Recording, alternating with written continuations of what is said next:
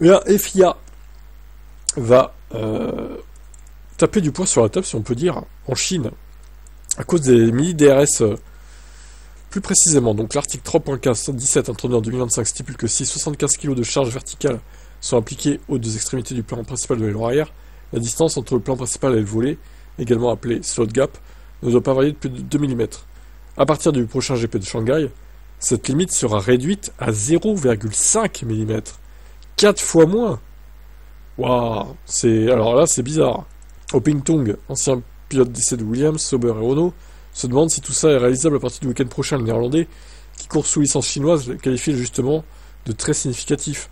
C'est un changement substantiel, je doute que les équipes emportent des ailerons supplémentaires si tôt dans la saison. L'aileron lui-même n'entre pas dans le budget tant qu'elle n'est pas montée sur la voiture. Mais il y a aussi les coûts de transport et la capacité de production limitée en début de saison et les coûts de recherche et de développement. Particulièrement avec les courses, qui sont lointaines, je ne peux pas imaginer que les équipes aient apporté des ailerons sûrs. Cela risque d'être une grande surprise. Oh là là, mais la FIA, mais insupportable, vous pouvez pas faire ça après la Chine, au pire, ils avaient 2 semaines pour se retourner, mais c'est n'importe quoi en fait. Là, c'est juste pour baiser McLaren en fait qu'ils font ça, je pense, hein. Et pour faire revenir Red Bull dans la bataille.